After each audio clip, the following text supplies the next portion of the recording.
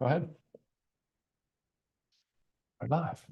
All right. Well, welcome to our educational Zoom series where we teach you how our life-changing products can help you increase your health span. And I know you guys know this already, but I'm Ryan. I'm the director of product development. I'm a doctor of pharmacy. I'm a founder of LiveGood, and this is Lisa, and she's director of product education. So today, guys, we're going to dig into our protein, LiveGood Complete plant-based protein. Right. And one thing I really feel like people don't realize the power of protein and really the health benefits that protein have. First off, it is one of three of our macronutrients, protein, carbohydrates, and fats. Protein really, guys, is the most important, and it is also the one that is the most studied.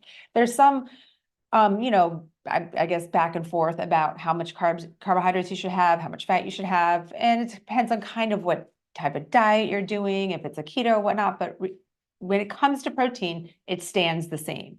Extremely important.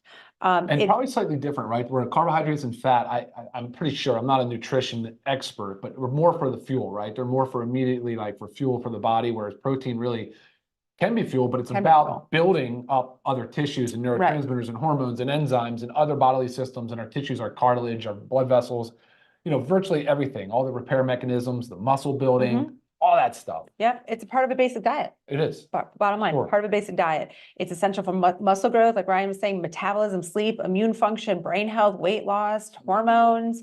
I mean, and bottom line, people are not getting enough. Not getting enough. Look at this, an estimated 1 billion people worldwide suffer from protein deficiency. Right. And I really feel like one of those reasons, okay, I'm going to talk about how much protein you need. We're just going to jump right there.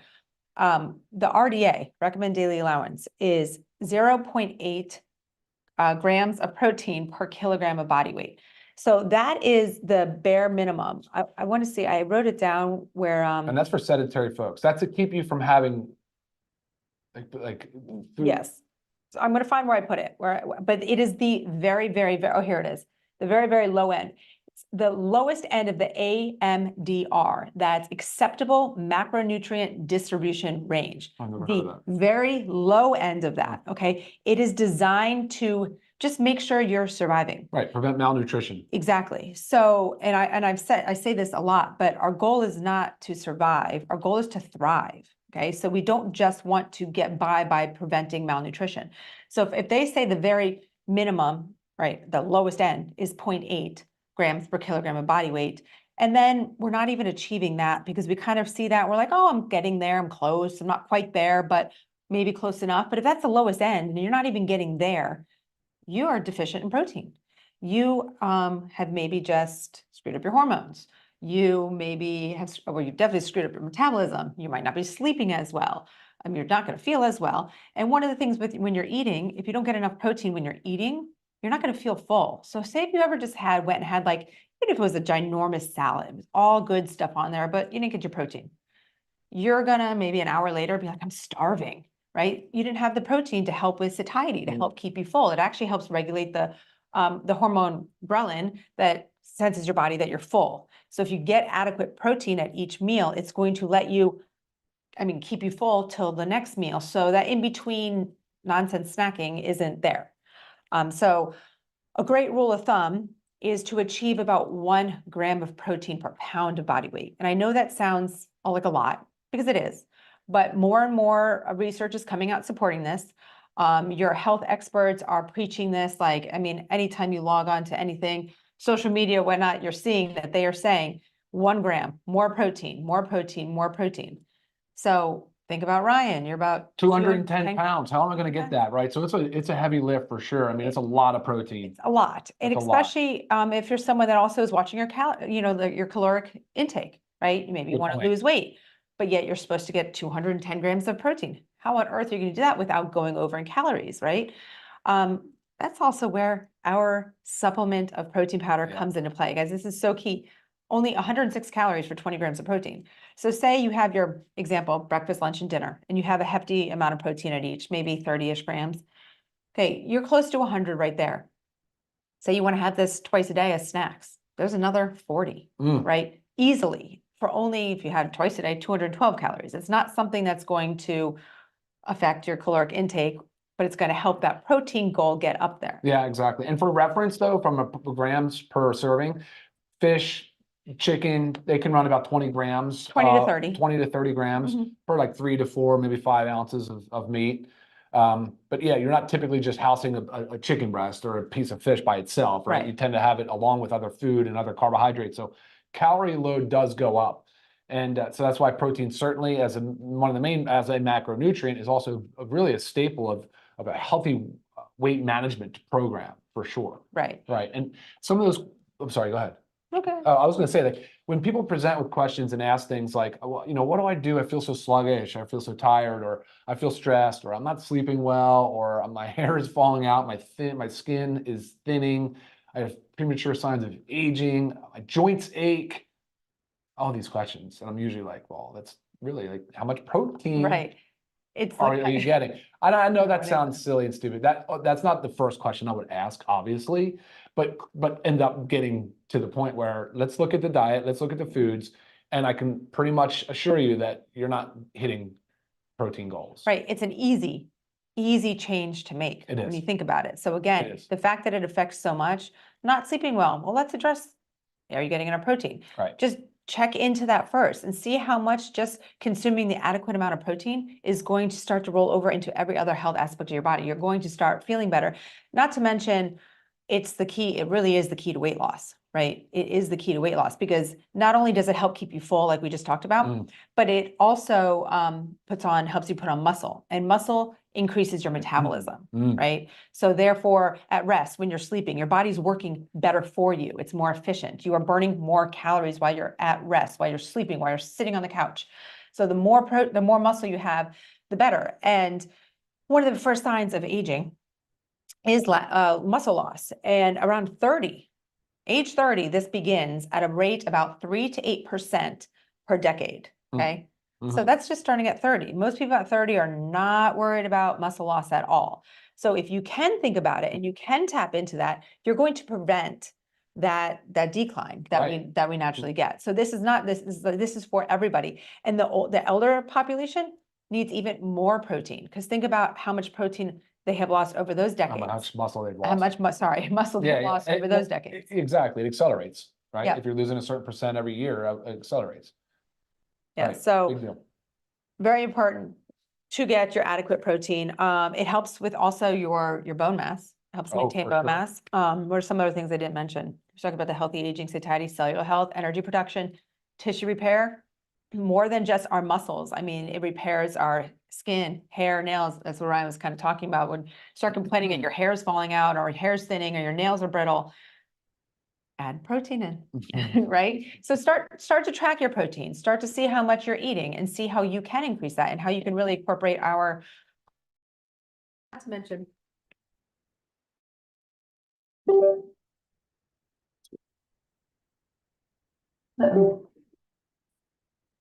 Sorry, guys. There we go. Looks like we're back. Okay. Cool. Okay, hopefully you guys can hear us still. One great thing about this too, guys, is how good it tastes. And if you have not had it yet, you've got to try it. And if you have had it, you're probably sitting there shaking your head. Yes, yes, yes. It is so good. I mean, like a vanilla ice cream, It right? really is. And it mixes so well with anything. And so many of our other powders can also be mixed into it. The reds, the greens, the creatine. I mean, there's so much, the collagen, the coffee. I mean, the coffee.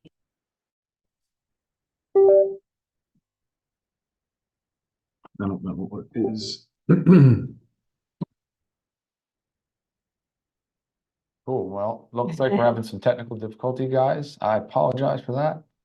It looks like we're back where we should be, Lisa. Okay, we're gonna keep trying. Yeah. But my favorite way to do it is with our super greens, our collagen, our coffee, and our protein powder. Love making smoothie that way, but there's so many different ways that you guys can do it. So Ryan, why don't you tell us or tell them about our protein powder? Yeah, look. Why did you make it with the ingredients that you did? What are the benefits? For sure. And I was hesitant, to be honest. I wanted to go with a whey protein, but then thinking about, obviously I wanted to support the plant-based concept, and I was having trouble though. I was like, historically, plant-based has been difficult to digest. It can cause a lot of GI upset, a lot of Gas, bloating, right. And so I was really on a mission to figure out a way to incorporate a new style of plant-based protein that would not have all those drawbacks, right? And not to mention that some plants, like plants by nature, have defense compounds, and there are things called like phytates, oxalates, lectin. Yeah, I actually get questions about lectins a lot. A lot. And so those are plant defense compounds that make it, they're considered anti-nutrients. So they actually can be counterproductive to your goal of supplementing and eating plants at times, right? So what I found was that by fermenting the pea, right? So breaking down the outer carbohydrate layer, it did a number of things. It reduced a lot of these undesirable characteristics. It really, like, Almost it's a all. secret weapon, almost all, right? Virtually all of them. So it reduces a lot of those anti-nutrients, some of them by up to 50% or more, right? That's significant. It increases the dry weight basis of the protein, which means now we're comparable to whey as far as the dry weight goes, about 84%. That means, so one scoop of this powder is 20 grams of protein, which is awesome. And then it also increases solubility, so it can mix really well in water. So it's easier to digest again, because again, when you historically look at proteins, you're comparing plant versus a whey-based protein. It really wasn't easy. There was no comparison. Right. Whereas, and there's a scoring metric. It's called the PDCAS. It's a protein digestibility corrected amino acid score.